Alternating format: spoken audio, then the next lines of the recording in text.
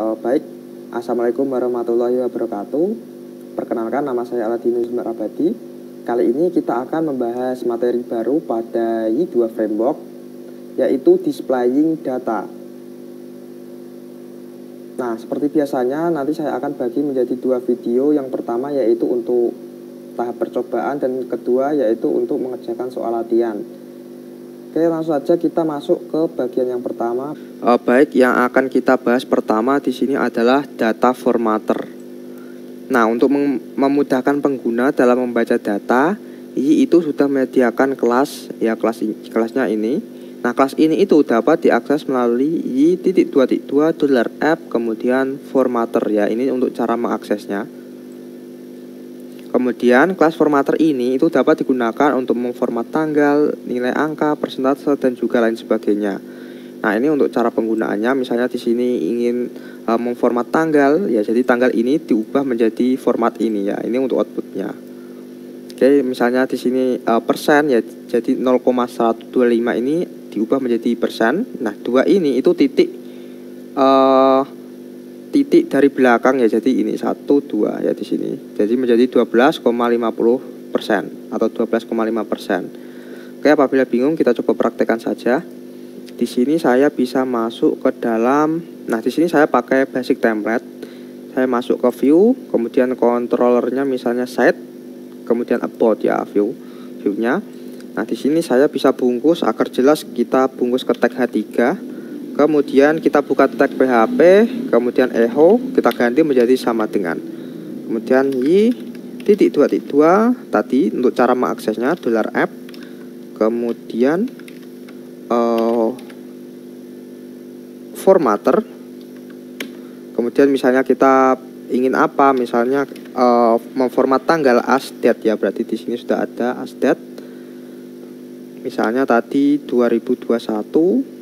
Kemudian kita buat bulannya menjadi Maret, ya, berarti 03, kemudian tanggalnya 12. Oke, kita save.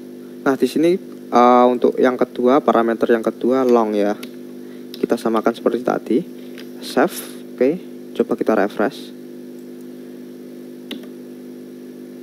Nah, ini, ya, menjadi Maret, kemudian tanggalnya 12, kemudian tahunnya 2021. Nah, ini. Kemudian misalnya kita buat BR, kita copy ini. Misalnya di sini kita coba persen, ya, berarti as persen. Kita ganti menjadi as persen,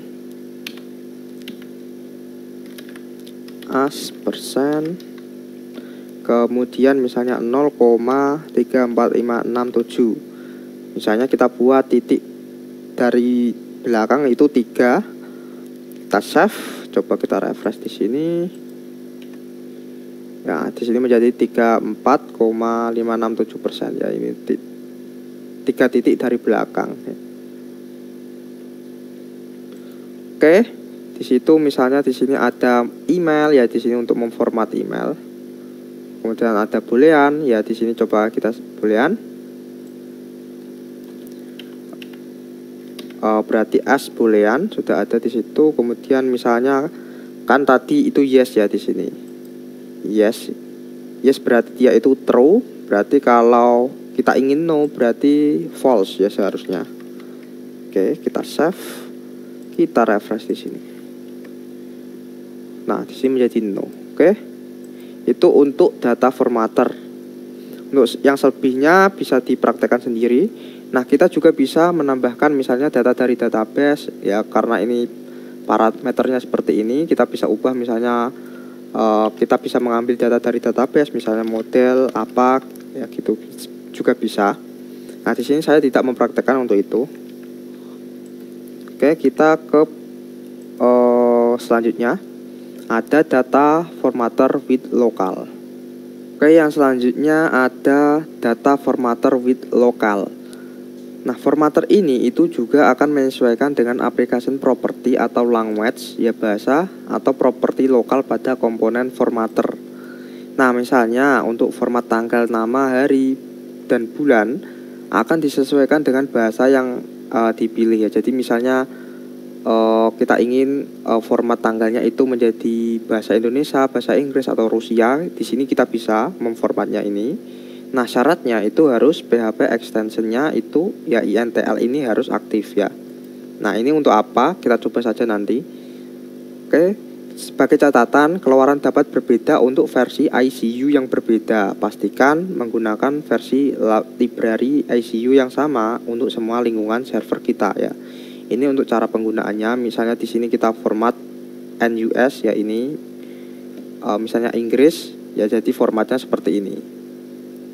Misalnya di sini untuk Rusia di sini ya, ini seperti ini. Oke, kita coba saja.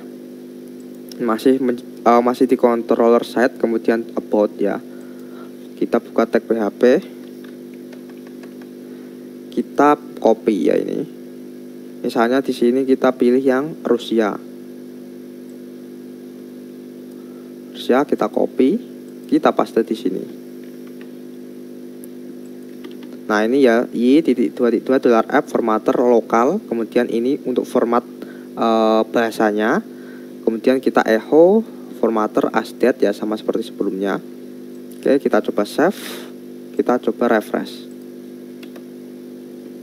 Nah, di sini tidak mau ya dia. Seharusnya dia kalau benar itu dia outputnya seperti ini. Nah, karena di sini tidak atau salah ya, tidak terdeteksi ya, atau bisa di sini bisa kita lihat.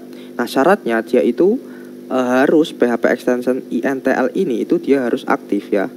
Untuk cara mengaktifkannya kita bisa ke XAMPP, sebelumnya sudah kita aktifkan untuk Apache-nya dan juga MySQL. Kita bisa ke Apache ini, kemudian config php.ini. Nah, kita cari, bisa Ctrl F, extension sama dengan INTL ya, sama seperti tadi. Kita find next. Nah, di sini akan otomatis mencarikan. Nah, ini. Nah, kita lihat ya, di sini ada extension sama dengan INTL. Di depannya di sini ada titik koma. Nah, untuk mengaktifkannya kita hapus saja ini titik koma di depannya, kemudian kita file di sini, kita save ya. Kita save, oke, sudah, kita keluar. Pada Apache ini kita restart, kita pilih stop, kemudian kita start lagi. Oke, sudah ya. Oke, di sini kan di sini tanggalnya masih berupa format bahasa Inggris ya di sini. Ini NUS itu bahasa Inggris. Nah, di sini kita bisa enter. Nah, di sini sudah menjadi Rusia ya. Menjadi Rusia. Ini untuk formatnya. Nah, misalnya kita ingin format bahasa Indonesia, bisa juga di sini. Misalnya untuk bahasa Indonesia itu ada ID, kemudian ID. Oke, kita save. Di sini bisa kita refresh. Nah, 1 Januari 2014 ya, sudah sesuai. Oke, itu untuk date formatter with local ya. Jadi dia itu untuk memformat tanggal, nama, hari dan bulan itu disesuaikan dengan bahasanya ya di sini. Untuk yang lainnya bisa dicoba sendiri. Oke, selanjutnya kita akan membahas tentang konfigurasi formatter. Selanjutnya yaitu ada konfigurasi formatter. Kita dapat mengubah nilai default dari formatter ini melalui file konfigurasi dari aplikasi. Nah, file konfigurasi dari aplikasi ini itu ada di dalam web.php ya. Ini untuk basic template. Nah, contohnya ini ada di samping ini. Jadi di dalam komponen ya. Jadi di dalam komponen ini kita definisikan formatter. Nah, kemudian ada date formatnya. Nah, di sini decimal separator, thousand separator, dan ada currency kodenya. Ini ya. Nah, selain ini juga masih banyak lagi yang bisa kita pakai. Nah, nilai default tersebut dapat di-override melalui properti pada saat pemanggilan metode. Nah, perhatikan contoh di bawah ini ya, sama seperti sebelumnya ini.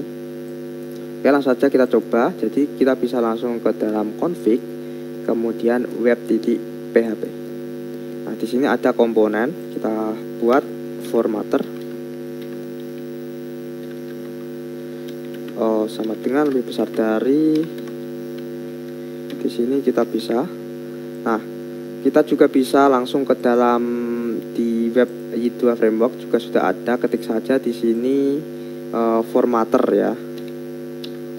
Formatter nanti akan muncul data formatting, pilih saja ini. Nah, di sini ada untuk configuring formatter. Kita pilih saja ini.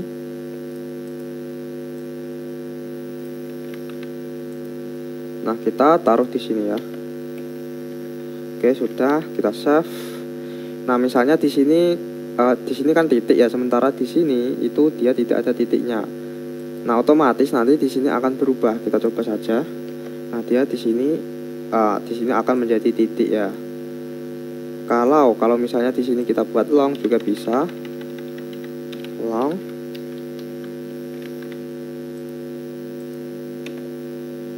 Nah, di sini menjadi long ya.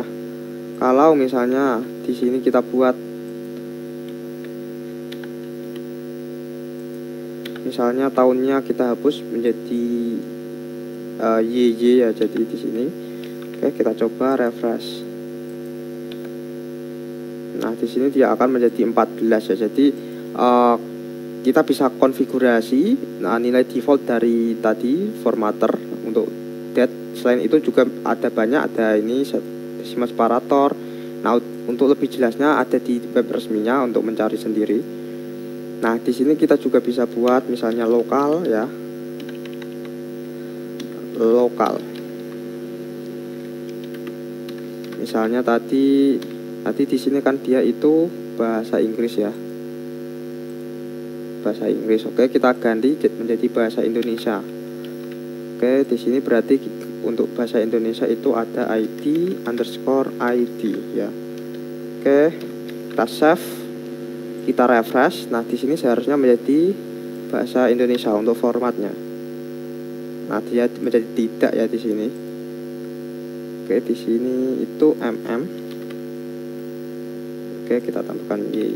Oke, di sini kita save lagi. Nah, di sini 1 Januari 2014. Oke, jadi dia itu bisa didefinisikan di sini ya. Untuk mengubah nilai defaultnya itu bisa di sini. Oke, itu untuk konfigurasi formatter. Selanjutnya kita akan membahas tentang memformat tanggal dan juga waktu. Oke, selanjutnya memformat tanggal dan waktu. Kelas formatter itu memiliki beberapa metode berbeda untuk memformat nilai tanggal dan waktu. Nah, di sini ada date untuk menampilkan tanggalnya, ini sudah kita praktekkan sebelumnya. Untuk time, nah di sini misalnya 1423 date time. Nah, ini format dari date time dan juga date time itu dapat diatur secara global melalui konfigurasi komponen formatter pada properti date format, time format dan juga date time format. Nah, nilai pada properti di atas dapat berupa short, medium, long, dan juga full ya. Untuk lebih jelasnya kita bisa ke web eFramework. Nah, di sini ada data formatting. Tinggal kita pilih saja di sini. Misalnya kita time ya di sini. Nah, di sini ada as time ya. Jadi di sini untuk value-nya, kemudian formatnya apa ya. Jadi formatnya di sini itu ada short, medium, long dan juga full. Oke, kita coba saja. Nah, di sini kan sebelumnya sudah as date ya. Kita ganti berarti as time ya. Di sini misalnya 1423. Misalnya kita ingin formatnya itu full. Long maksud. Kita ingin formatnya long ya. Save. Kita refresh. Nah, ini apabila formatnya di situ full ya, coba kita full. Oke, kita save, kita refresh. Nah, di sini dia pakai bahasa Indonesia karena sebelumnya kita sudah format untuk bahasa Indonesia ya. Nah, itu untuk memformat waktu ya, date time. Nah, ini bisa dicoba sendiri, ada timestamp. Nah, di sini juga sudah lengkap. Ada timestamp. Nah, di sini value-nya. Oke. Selanjutnya kita akan membahas tentang memformat angka. Memformat angka.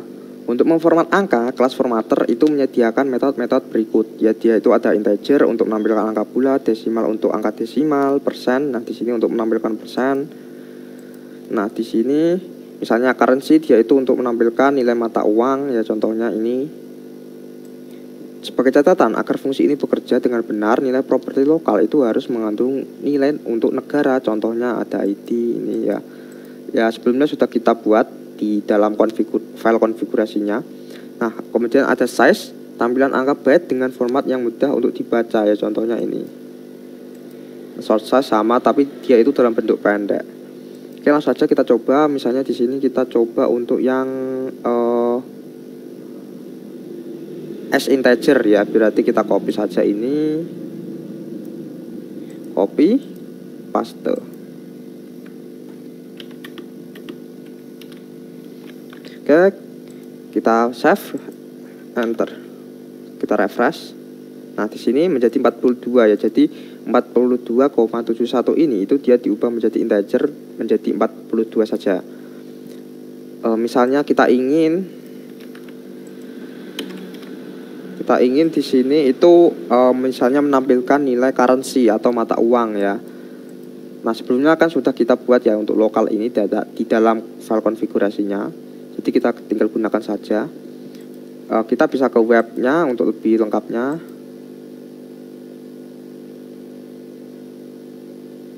Nah, di sini ada yang namanya currency ya, kita klik saja. Nah, di sini ada cara penggunaannya.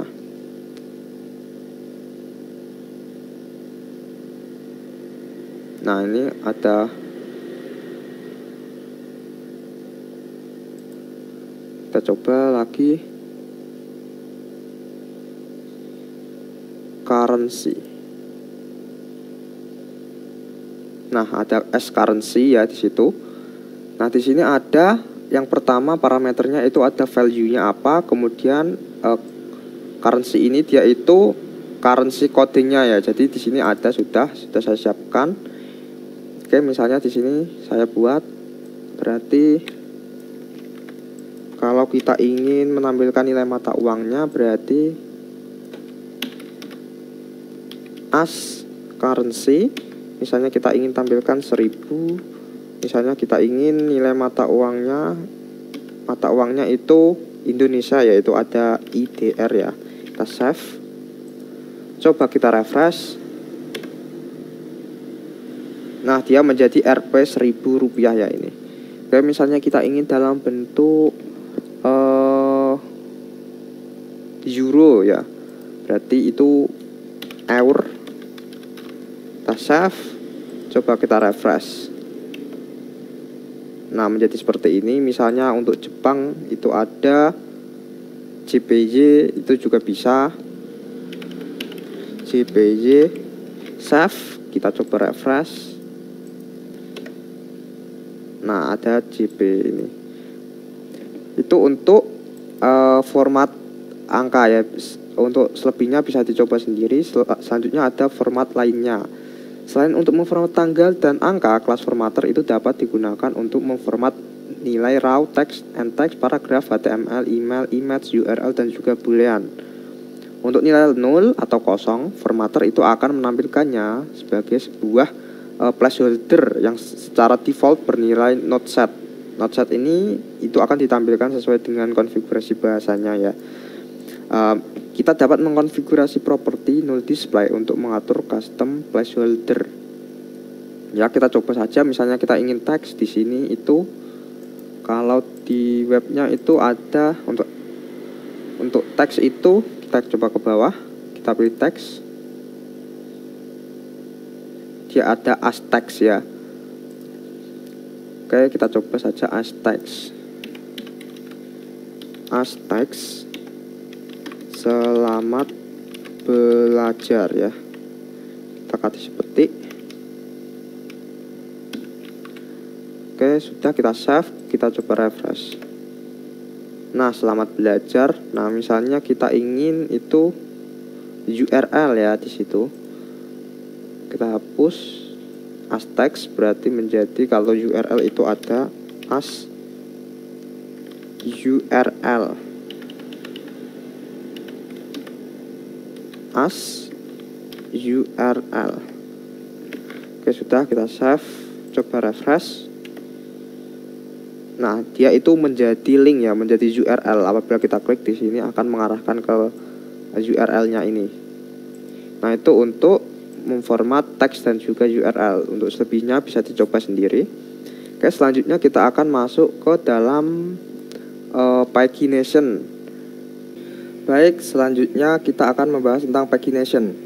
Nah, ketika terdapat banyak data yang ingin ditampilkan dalam beberapa halaman, nah itu dibutuhkan pagination. Ya, ini dia kelasnya Y-Data Pagination. Ya, jadi pagination ini istilahnya dia itu membagi, misalnya kita punya banyak data ya dalam beberapa halaman. Nah, agar rapi itu kita bisa membaginya dalam beberapa halaman. Jadi misalnya per halaman itu jumlahnya 6, 5, itu juga bisa dengan pagination ini. Nah, properti total count ya, total count ini dia itu harus diisi dengan jumlah data keseluruhan ya. Jadi harus diketahui terlebih dahulu jumlah data keseluruhannya itu berapa. Jadi count ini itu digunakan untuk menghitung jumlah data atau elemen ya.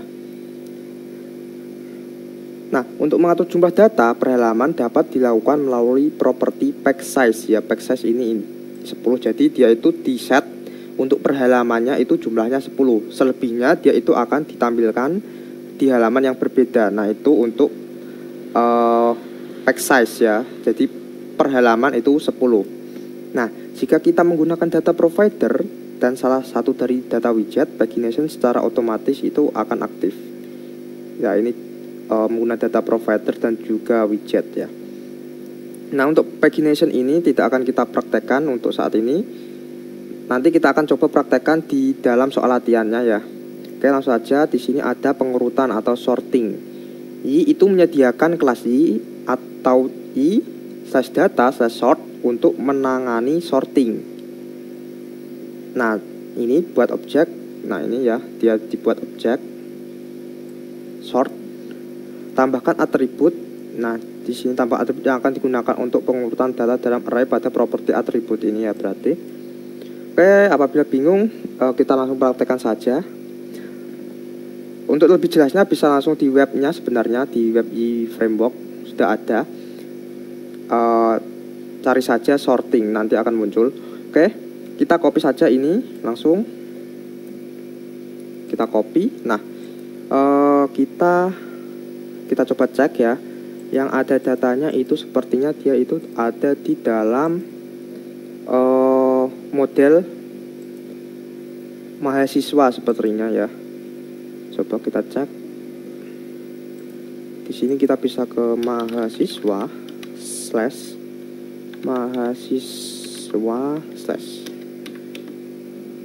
Nah, di sini ada datanya ya. Jadi kita bisa lakukan di sini. Oke. Berarti kita bisa masuk ke dalam controller mahasiswa controller. Oke.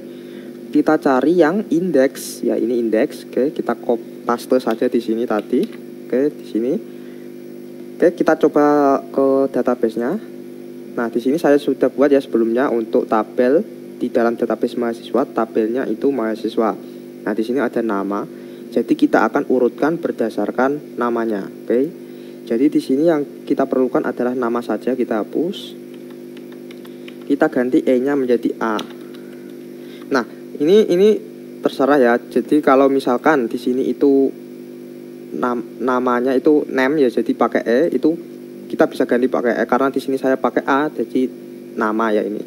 Oke, sudah ya ini. Selanjutnya kita coba cek. Nah, di sini ada model article find. Ya, ini kita copy saja agar lebih cepat. Oke, kita copy, kita paste di sini. Kita paste, oke. Nah, when-nya ini itu tidak, where-nya ini kita tidak perlukan, kita hapus saja. Oke, yang akan kita lakukan di sini yaitu nama modelnya itu mahasiswa ya, bukan artikel. Kita ganti berarti mahasiswa, mahasiswa ya. Oke, sudah ya. Oke, selanjutnya di situ ada kita kirimkan data ya, di sini sort. Nah, sort. Oke, kita copy saja sort.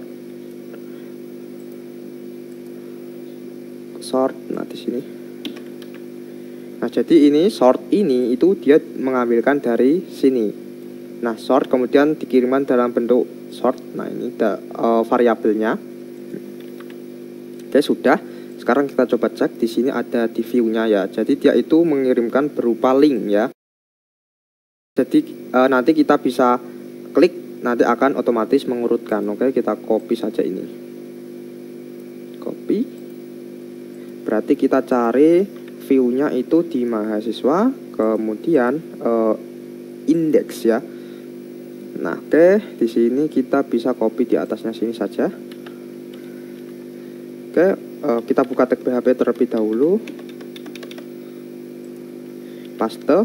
Oke, ini kita hapus. Yang kita perlukan hanya nama ya, karena kita hanya akan mengurutkan berdasarkan nama. Berarti E-nya kita ganti A. Oke, di sini titik koma. Oke, sudah ya. Oke, kita refresh. Di sini seharusnya muncul. Nah, ada nama ya. Oke, coba kita lihat. Nah, apabila saja klik di sini kan pertama yaitu B ya, jadi dia itu belum urut. Kita coba klik. Nah, di sini dia menjadi urut ya. Nah, itu untuk sorting. Oke, selanjutnya ada data provider. Data provider itu merupakan abstraksi untuk data lengkap dengan pengelolaan pagination dan sorting. Data provider dapat digunakan untuk grid, list, dan juga data widget yang lain. Nah, ini ada 3 macam untuk data provider, ada active data, array data, dan juga SQL data ya. Active data provider itu akan berisi data dalam bentuk objek, sedangkan array data provider dan SQL data provider itu akan berisi data dalam bentuk array. Nah, ini untuk cara penggunaannya, kita tidak akan praktekkan untuk ini. Active Data Provider digunakan untuk menyediakan data dengan melakukan query melalui y/db/active_query ya ini. Ini ya. Coba kita cek. Nah, ini dia itu menggunakan ini. Using y/db as active query. Nah, jadi Active Data Provider itu intinya digunakan untuk menyediakan data dengan melakukan query ya, melalui y/db/active. Oke, selanjutnya ada SQL Data Provider. SQL Data Provider ini digunakan untuk menyediakan data dengan menggunakan script SQL dasar. Nah, kalau yang Active Data Provider ini melakukan query melalui kelas y/db/active_query. Kalau ini itu dia menggunakan script SQL dasar ya ini.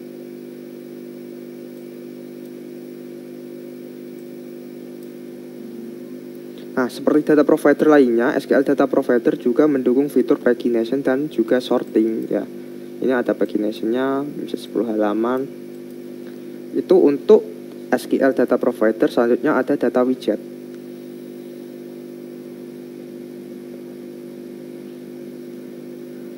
Data widget merupakan widget yang berfungsi untuk menampilkan data. Y menyediakan beberapa data widget, yaitu ada detail view secara default yang digunakan pada view yang digenerate menggunakan key. Ini ada juga list view, ada juga grid view yang secara default digunakan pada view index yang digenerate menggunakan key. Ya, data widget ini juga digunakan untuk menampilkan data ya. Oke. Selanjutnya kita akan mencoba untuk mengerjakan soal latihan pada video selanjutnya. Oke, untuk percobaan pada kali ini sampai di sini. Sekian dari saya. Wassalamualaikum warahmatullahi wabarakatuh.